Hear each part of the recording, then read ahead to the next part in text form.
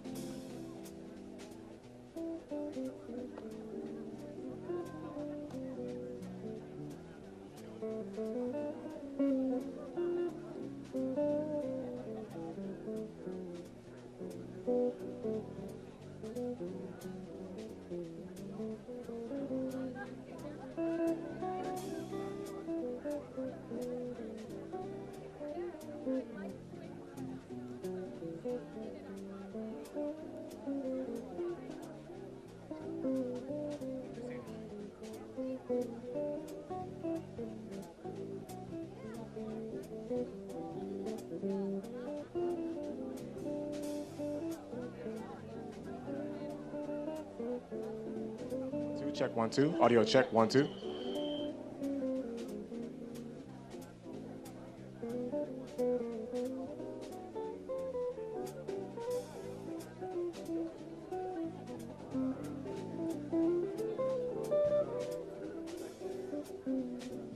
Audio check 1 2 1 2 1 2 3 4. Audio check 1 2 1 2 1 2 3 1 2 3 1 2 3. Good. Audio check. Good. Podium, please. Check 1 2. Audio check 1 2 1 2 1 2 1 2 1 2 3 1 2 3. Audio check 1 2 3 3 4 3 4. Audio check 1 2 1 2 1 2. Thank you.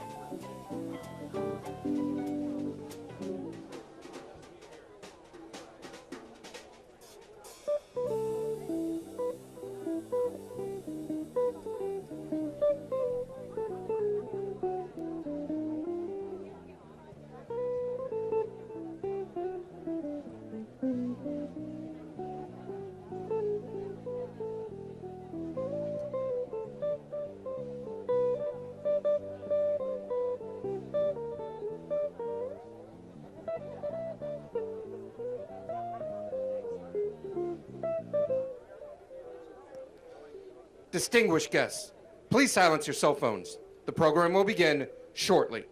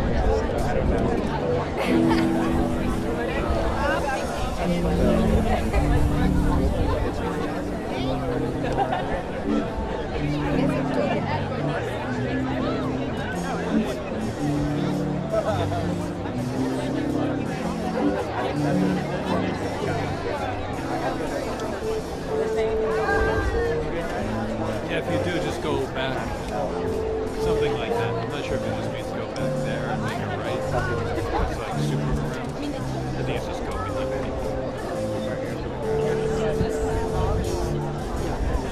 They're worried that we're going to be like, oh, let's just go around.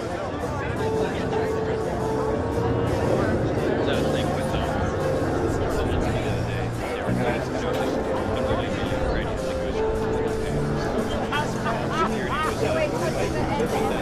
you're like, you can't be here for something. Or like on the side, like you definitely can't be. You sure? Or you just can't be here. We don't care. Like off stage, literally. Like a plan or something.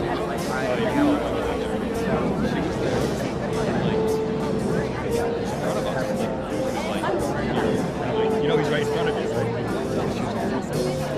And it was like, it wasn't like any cold. She was there. Yeah, there you go. You got it. She was fine. Alright. And we were literally on stage. It's just like, it's just so unbelievable. She's like, very strict on the sides. The middle, no problem. Everyone asked her. But just ask her about it. She was Hail Mary and lost track of it. And I was just in a different spot where I could see better. It was, and he's also, you know, he's short. So he's easy to lift short. Guys posing with selfies, which is, I think, what he says.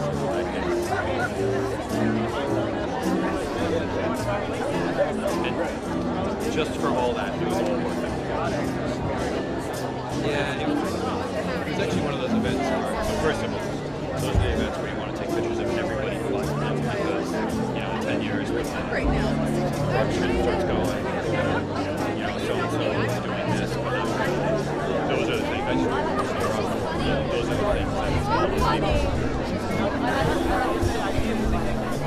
but it was like strangely pretty. We set archives and walls and then spotlights on him that couldn't tell he was in front of the Constitution, but it looked cool. And there was like a genuine moment. His fire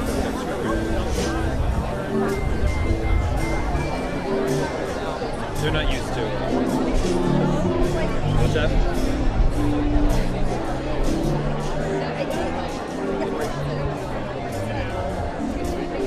Yeah, but at the same time, okay, man, you're here. It's nice and safe. Just enjoy it. Enjoy it.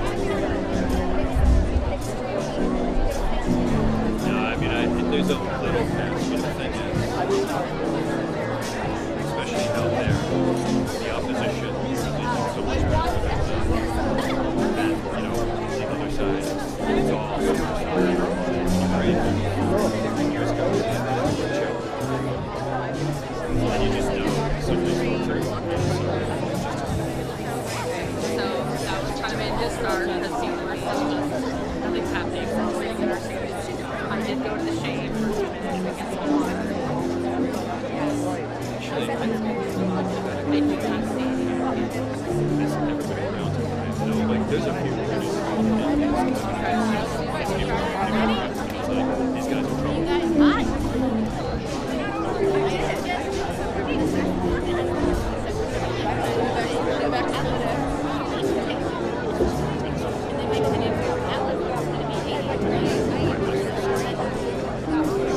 I mean, we'll see. Hopefully they've got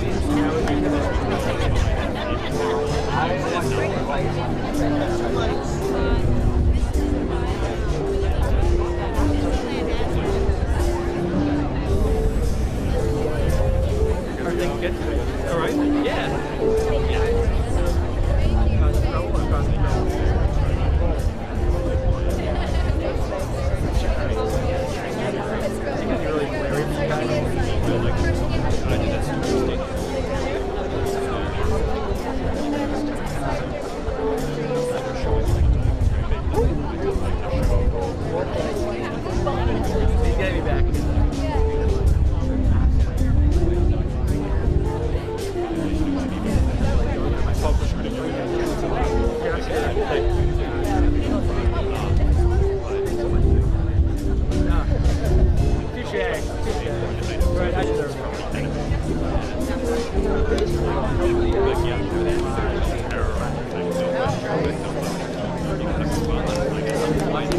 It's got to stop.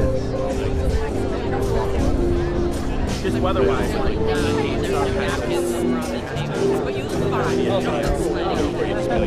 And if you do look sweaty, you look like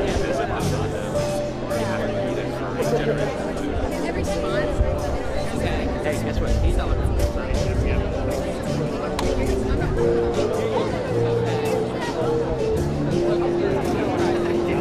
No, I get it. I mean, but it's all right, I got an intern on it. It's got to but also we're up against the bonus line.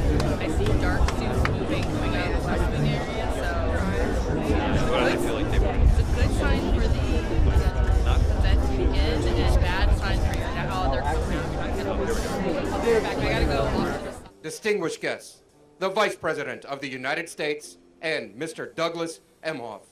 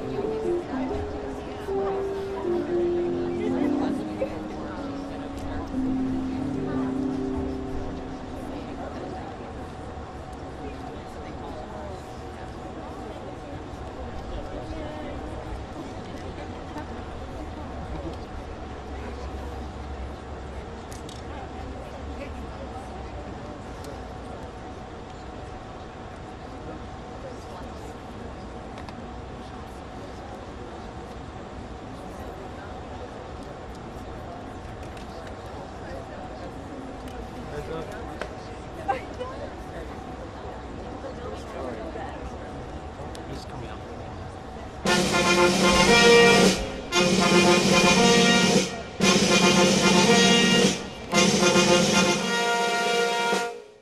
Distinguished guests, the President of the United States, accompanied by Advocate Selma Blair.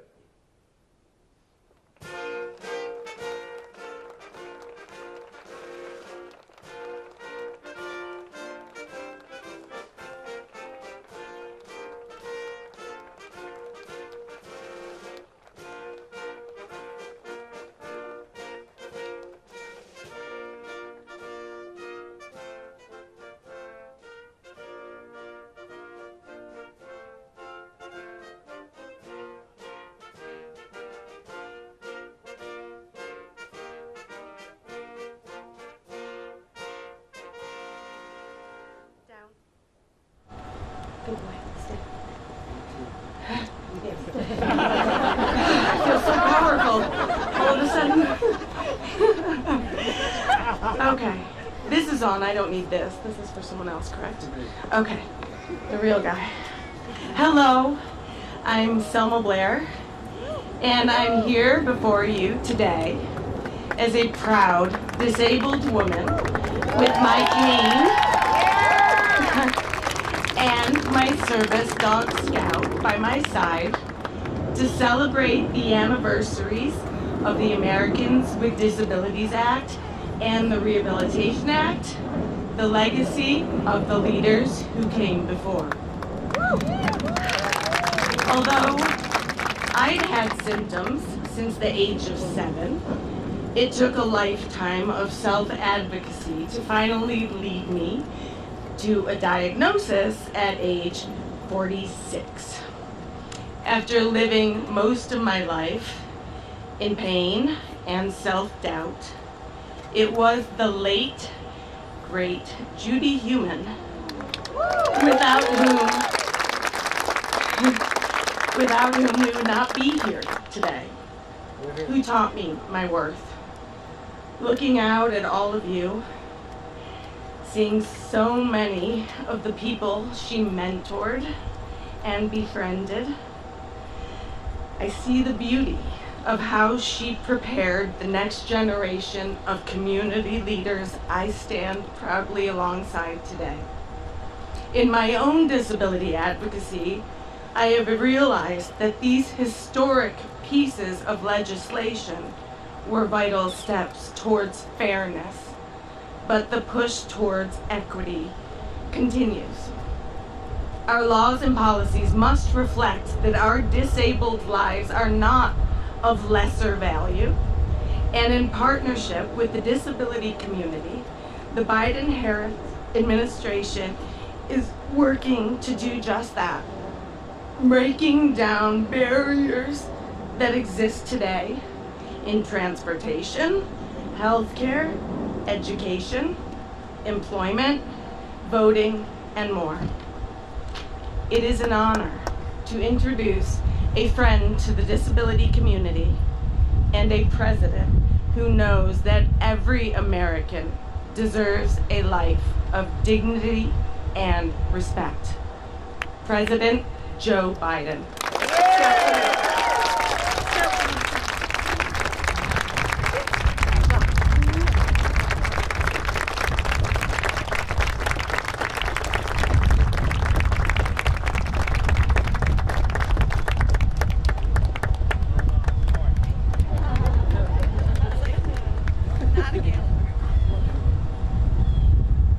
name's Joe Biden. I'm Joe Biden's husband. And what I told this beautiful lady when we met inside, she's doing so much to change people's lives. All of you are. Look out there and I see one of the guys that got it started, Tom Harkin. Tom, stand up. Stand up for people to see. Good to see you, Tom.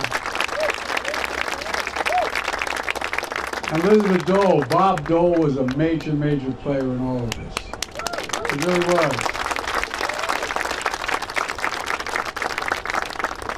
I remember getting in trouble because someone was criticizing Bob Dole on the floor for why do we need curb cuts, why do we need all those kinds of things. And I got myself in trouble. Anyway, and there's so many really important people here that made all this possible. Tammy Duckworth, she's too young.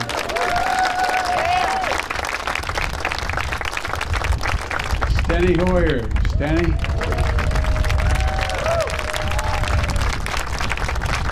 Madeline Dean, Jared Huffman.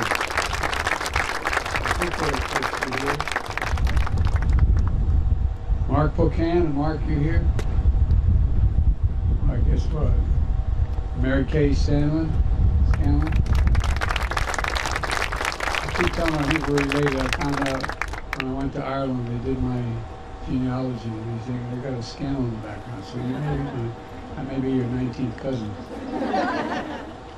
Jan Schikowski. Jan, good to see you. Dina Titus. Look, and by the way, is Tim Shriver here? Jan, thank you, pal. You've been there the whole time, and the Special Olympics have changed. It's incredible what you've done. And I'm not going to read all the organizations because you get sunstroke by the time I get to that. But look, I want to welcome you all to the White House. And Selma, thank you for the introduction, but more importantly, thank you for your advocacy. Your advocacy has given people hope. You've changed people's lives, along with the rest of you who are here. You know, Kamal and Doug are here. I want to thank them for being here. They're strong supporters as well. And I want to thank you, Kamala, for your leadership. We're joined by many members of Congress, as I said, and including some of the biggest champions of this disability rights community. And I think I've gone through most of the names already. But here's the deal. You know, a big thanks to the courageous activists here who work so hard to make the country more accessible and more just. You know, one of my first acts as a United States Senator, I know I don't look old enough to do it, but one of my first acts was I was a co-sponsor of the Rehabilitation Act, which was the first time in the nation's history we declared in law what we knew to be true, that Americans with disabilities deserve dignity, respect, and an equal chance at the American dream. The Rehabilitation Act is one of the most consequential civil rights laws in our nation's history, banning discrimination on the basis of disability by any entity funded by the federal government. You know, it promoted equal access for communities, access to our communities, authorized independent living services, and research that supports disabled people in living their lives that they want to lead. Folks, but after the Rehabilitation Act was signed into law, its implementation was delayed.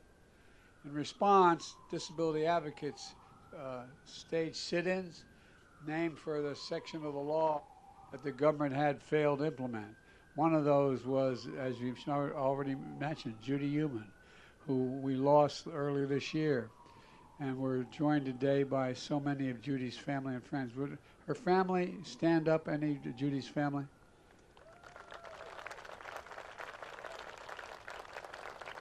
Thank you, thank you, thank you, thank you. As an infant, you all know Judy contracted polio and lost the ability to walk. At the age of 5, she was prohibited from entering kindergarten because her principal deemed her wheelchair a fire hazard, Judy turned that pain of this rejection and the many more that followed into purpose. After the Rehabilitation Act passed, she led demonstrations in San Francisco, testified in congressional hearings, demanding that the people in power actually implement the law that was passed. And after 4 years of protests, Judy and disabled activists all over the country were successful. History shows it's often not the people in power, but the power of the people that moves the nation forward. And all of you did. The Rehabilitation Act laid the groundwork for another landmark law celebrated today, the Americans with Disabilities Act. Steny Hoyer led the charge in the House, along with Major Robert Owens, and Tony Coelho, I don't know, as well as Tom Harkin and Bob Dole. They led the fight in the Senate. You know, I was enormously proud to be a Senate co-sponsor. Today, 3 decades after its passage, many of us can still recall the America where a person with disability could be denied service in a restaurant or a grocery store, where an employer could refuse to hire because of the disability. And when we passed this law, we made a commitment to build an America for all Americans, for all Americans. Perhaps most importantly, we did it together. This was a bipartisan bill signed into law by Republican President George H.W. Bush 33 years ago on this spot in the South Lawn of the White House. It marked progress that wasn't political but personal for millions of disabled American veterans and families. Folks, for more than 61 million Americans living with disability, these laws are a source of opportunity, meaningful inclusion, participation, respect, and as my dad would say, the most important of all, dignity, being treated with dignity. Ensuring the American dream is for all of us, not just for some of us. A bulwark against discrimination and a path to personal independence. And for our nation, these laws are a testament to our character as a people, a triumph of values over selfishness. But of course, these laws didn't bring an end to the work we need to do. Disabled Americans are still 3 times less likely to have a job. And they're often earned less for the exact work someone else is doing who's not disabled. Too often, disabled Americans are unable to vote, to get to and from work and school, to enjoy public spaces. But thanks to all of you, we're continuing to make progress. My first few months in office, I was around to sign an executive order. Proud to do it, establishing a government-wide commitment to advancing equality and equity in federal employment, including for people with disabilities. It brought together the Department of Labor and the Office of Personnel Management to ensure that we're making the federal workplaces all over, fully accessible to people with disabilities. So the dignity and rights of disabled Americans are lifted in every policy we pursue. The whole purpose of engaging my Labor Department is to help protect workers with disabilities and fight to end the unjust employment practices. You know, we're also helping state and local governments, businesses and nonprofits access federal funds to hire more disabled Americans. And we continue to make sure this administration looks like America, appointing people with disabilities to positions all across our government. And over my first 2 years, my administration, we've seen a 22% increase in people with disabilities employed by the federal government, and we're going to continue to grow it. We're making the federal government a model employer when it comes to wages, accommodations, opportunity to advance for people with disabilities. We're also taking action to improve access to health care for disabled Americans.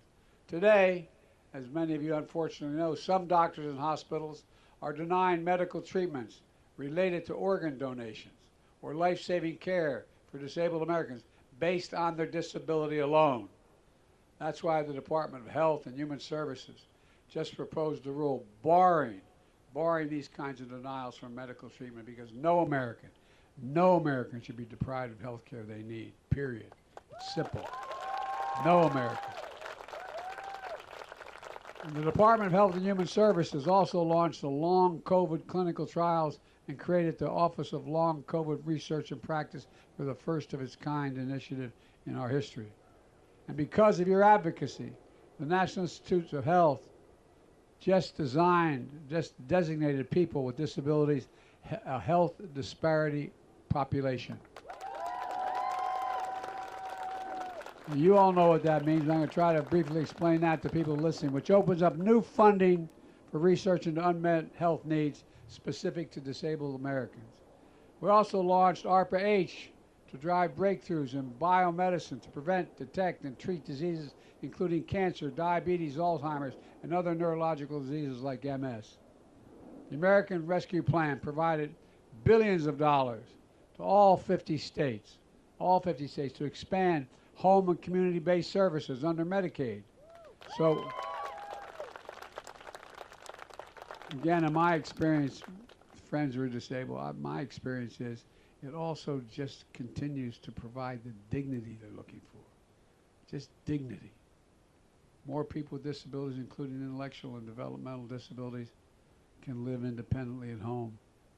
The Inflation Reduction Act capped the cost of insulin at $35 a month, and out-of-pocket prescription drug costs are going to be limited to $2,000 a year for older Americans, no matter what the disability, no matter how expensive, no matter what drugs they use, even if you're using cancer drugs that are $10,000, $12,000, $14,000. No more than $2,000 a year.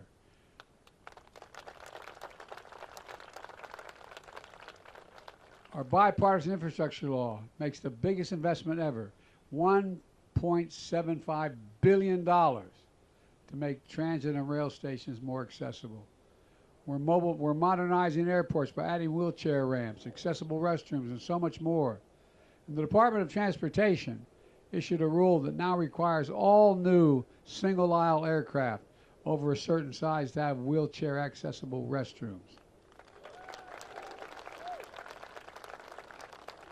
The Department of Justice proposed standards for state and local governments to make their internet content and mobile apps more accessible to disabled Americans so they can easily do things like travel to and from work and school, care for themselves and their loved ones, and vote.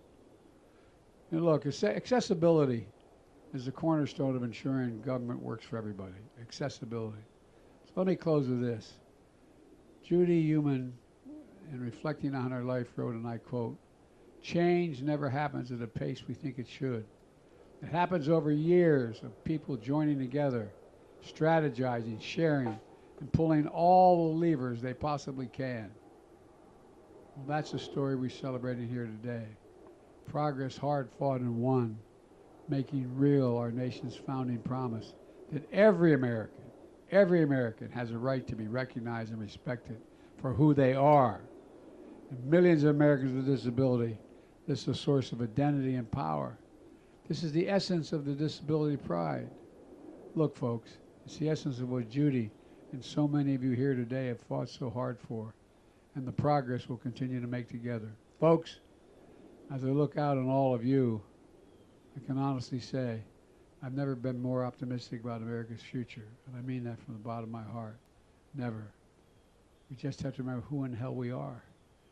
We're the United States of America. There is nothing beyond our capacity. We set our mind to do it, and we work together. And folks, there's so much more.